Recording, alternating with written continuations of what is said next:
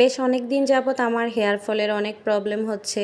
তারপর আপনাদের ভাইয়া কিছুদিন যাবৎ বলছিল, হয়তো শ্যাম্পু চেঞ্জ করো নয়তো একটা ভালো অয়েল ইউজ করো। অনলাইন থেকে আমি এর আগে অয়েল ইউজ করেছিলাম কিন্তু তেমন একটা কার্যকরী হয়নি।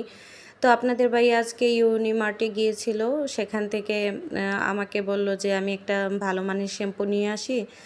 আমি বলছি আচ্ছা ঠিক আছে, একটা শ্যাম্পু নিয়ে আসো।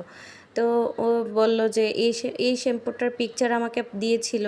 এটা ছিল হচ্ছে রোজমেরি মিন্ট স্ট্রেটেনিং শ্যাম্পু। এটা ইউএসের প্রোডাক্ট। এই শ্যাম্পুটার পিকচার আমাকে পাঠানোর পর আমি বলছি যে আচ্ছা ঠিক আছে, এই শ্যাম্পুটা নিয়ে আসো, যেহেতু এটা ইউএসের প্রোডাক্ট আর দেখে মনে হচ্ছে যে ভালোই হবে, রোজমেরি মিন্ট স্ট্রেটেনিং শ্যাম্পু। তো তারপর এটার সাথে আবার অয়েলও নিয়ে আসছে। অয়েলের কথা আমি যদিও বলিনি। তো এখানে এটা ছিল কোকোনাট অয়েল, রোজ ক্যাফের একটা কোকোনাট অয়েল ছিল। এটা ছিল 250 মিলির। তো এটার সাথে কোকোনাট অয়েলের সাথে আবার এসেনশিয়াল অয়েলও আনছে দুইটা, ছোট ছোট। এগুলো হচ্ছে এসেনশিয়াল অয়েল। এটা ছিল ল্যাভেন্ডার এসেনশিয়াল অয়েল, একদম ছোট। আর হচ্ছে আরেকটা এনেছে হচ্ছে রোজমেরি এসেনশিয়াল অয়েল।